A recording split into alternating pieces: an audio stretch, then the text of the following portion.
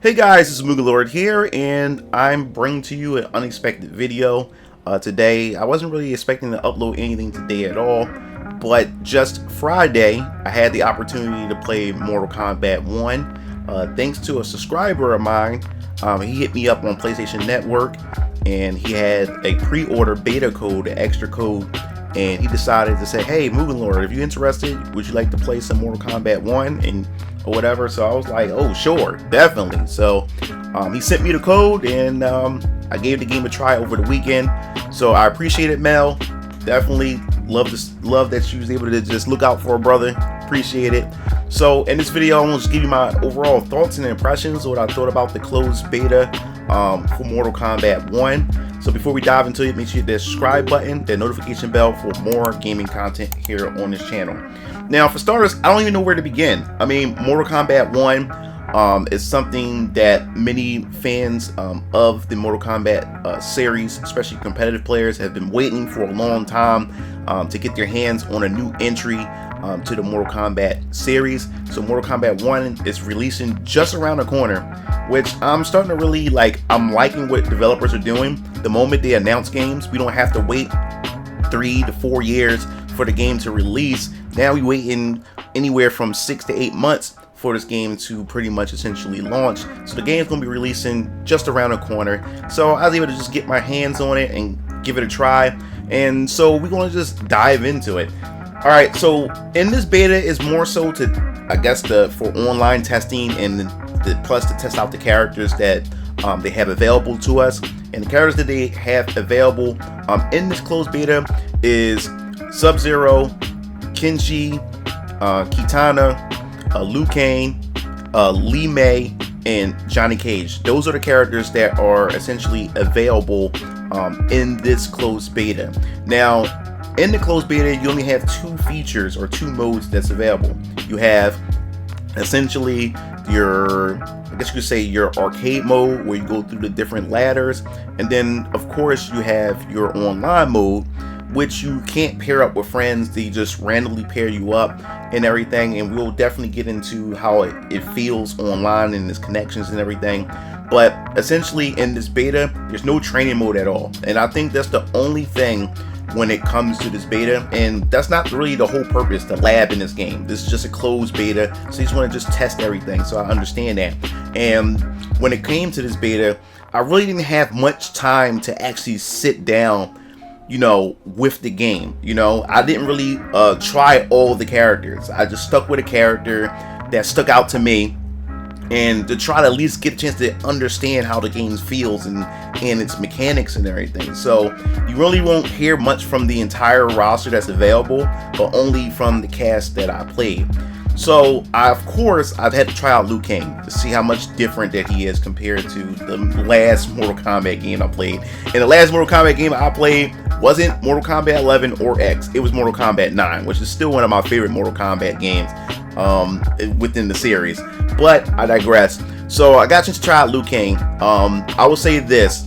Liu Kang, man, I think he's pretty dope. He's a well-rounded character, neutral character. I guess you could say he like the Ryu of the game. But he also has a lot of different moves that he didn't have in the previous games. Man, I love that spin roundhouse kick that he has, where his legs are on fire and everything. Very fast. It's very, very fast, and I really appreciate that. I guess that essentially replaces his bicycle kick that he used to have in the original series. So he don't have that bicycle kick anymore, so I guess that will be his replacement. But as far as movement and everything is, the game is kind of slow compared to what I used to play back in Mortal Kombat 9 a few years back. So the game is kind of slow, but overall, when I sat down and actually played the game, I felt like back at home again. Even though I haven't played Mortal Kombat in a while, I was able to just jump right back into it and just get familiar with everything once again. As far as how it looks visually, man, it looks beautiful, beautiful, beautiful looking game. And I was playing on the PS5. I forgot to mention that. Lighting effects, I love the lighting on the characters. I just love everything about the aesthetics of the designs as far as the levels are concerned, and just the overall lighting effects. And even when you hit them and you see how the sparks and everything flashes on the screen. I just think it's pretty cool. I think it's one of the sharpest looking Mortal Kombat games in the series, and also one of the nice looking fighting games that we have right now, next gen fighting game that we have right now, besides, I guess you would say, you know, besides Tekken 8 or Street Fighter 6 or anything like that. But this definitely looks really good, and looks good, especially on a much bigger screen. You're able to see it in all its glory. But yeah, Liu Kang is pretty much, you know, your well-rounded character. He's pretty cool and everything. But the character that really stuck out the most for me was essentially Li Mei. Li Mei is, I think, a character that I will probably, if I do get the game, will be a character that I will probably essentially main. I don't know, she has this brawler type style to her. She gets up in your face, and what I enjoy about her the most is when you press back forward circle, she pretty much knees you, and then when she thrusts into you, she does this super fast, I would call it the Ip Man punch, and then she knocks you to the ground. And she has this lantern that she has where she throws in the air, and it pretty much occupy space in the air, so you can be able to control the air while you keep the pressure on the ground. So essentially what I would do with Li Mei is pretty much, I would try to corner you, put that pressure on you. The moment I knock you down, I would throw the lantern in the air so as to stop my opponent from trying to jump out of the corner, or, you know, or to keep them in that corner while I still maintain that pressure, which I also think is pretty cool that the character had.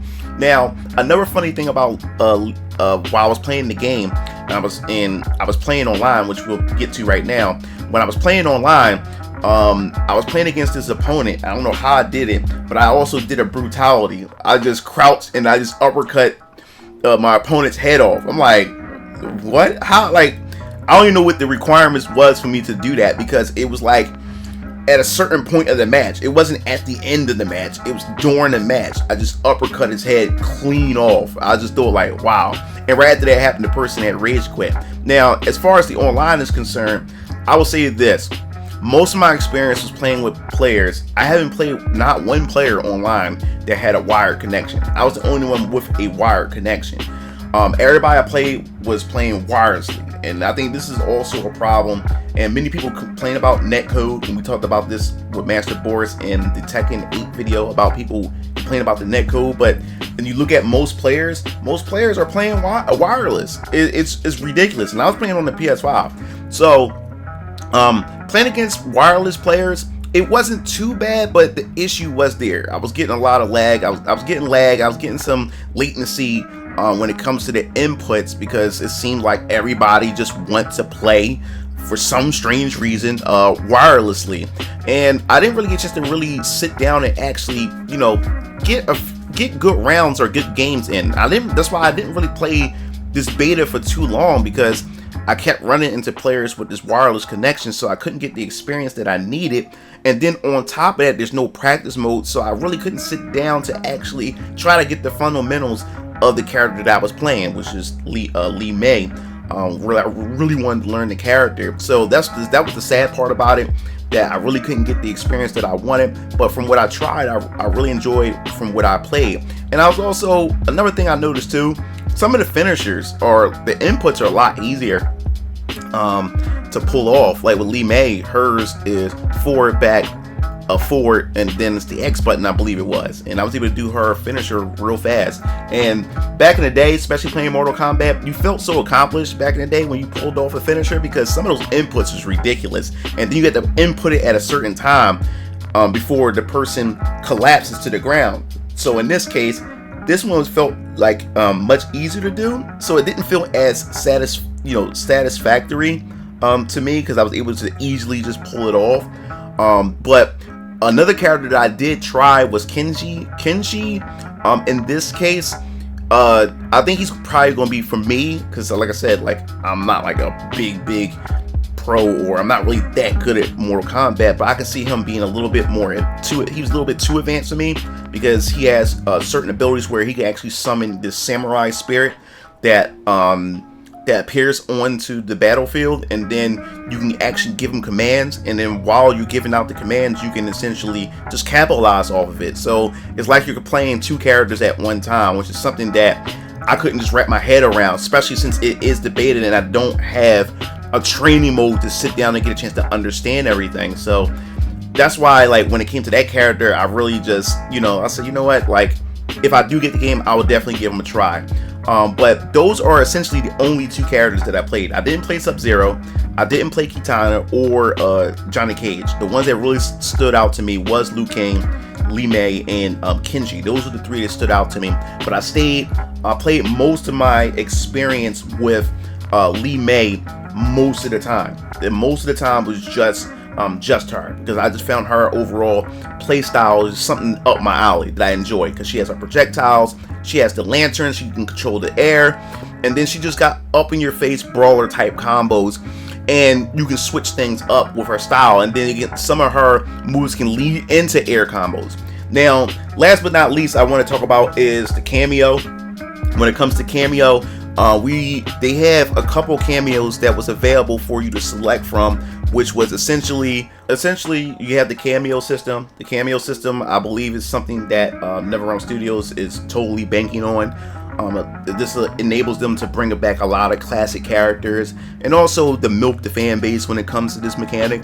Well, essentially in the demo or the closed beta, you had Frost, Kano, Jax, and you had Sonya Blade. Now, Sonya Blade was the cameo that I selected because I was a Sonya Blade main, love Sonya, since she's not playable in the closed beta, so I picked her as my cameo. And the thing about the cameos, you're allowed to essentially call them onto the field, and they perform a certain move set depending on the direction and the assist button that you press. And I believe the assist button was R1. You press R1 and the direction or whatever, they perform a particular move. And also when you grab and press a direction, your assist will come out and do a certain move and everything. But essentially what the cameos do is they set up combo strings for you, and you're allowed to extend your combos depending on what cameo attack that you use. There's like 3 variations. You got one in the air, I believe you got like a projectile or a long range, and then you also have, like, your essential neutral attack or neutral version variation for your cameo. So I found myself using Sonya Blade a lot because she has this one move where she comes in, she hits the opponent, and she does like almost like a Stone Cold Stunner like move. And then she also has this other move where she pretty much uses her legs, knock you to the ground. It does an air bounce, and I still haven't got a chance to really figure out how I can add on to it, because as you does the air bounce, the ground bounce, you're able to extend the combo from that. And then she has this other move where she jumps into the air and then she flies towards you. And I think she does have a projectile, I can remember. And then Frost was the other cameo that I use. Now with Frost, I've seen a lot of people like online exploits her a lot, is because she has this one move where she actually freezes the ground and it freezes you. So there's one opponent that I was playing against who was actually pretty good, was comboing the hell out of me. But the problem that I had was that this opponent was keeping pressure on me, and while in the pressure, he would call Frost. So while I'm standing up blocking, Frost would shoot the ice on the ground, which would freeze me. It became almost like an unblockable, and this person kept spamming it. And I know it's ways around it, but like I said, I don't have time to really sit down and trying to figure out ways around it. And I believe I beat the person only one time. I was able to get around that one time. But overall, the experience for this game, I would say it was pretty good. I would like to see what other characters they're going to announce as we get closer to the release of the game. I'm definitely considering I may consider buying the game, but I want to see how the first season played through before I actually jump into the game. But if I was to grab the game, Li Mei will definitely be my main for this game. But that's my overall experience. I thought it was a pretty cool experience. The online, when you fight in wireless players, you're going to have these varied connections. It wasn't that bad. Like, some games that have wireless connections, so it wasn't that bad. But you was able to tell the difference when you did, because I only played one wired person, and it was almost like pretty much seamless for me in my personal experience. But that's overall it for this video. I definitely want to hear your thoughts. Have you ever the opportunity to play Mortal Kombat 1 in its closed beta? Have you pre-ordered the game? What characters are you looking for at the main, and what characters would you love to see making an appearance as cameos in the game? So if you liked the video, make sure you hit the subscribe button. And like I said again, It always helps you out in the algorithm when you do that, when you leave your thoughts and you leave your opinions, and I appreciate the love and the support that you guys have continued to show me. And we almost there. Let's see if we can get close to 20K by the end of the year, because you guys have been, man, I really appreciate you guys. So I'll be seeing you in the next video. This is MugenLord signing off. I'll see you Game Fiends later. Peace out.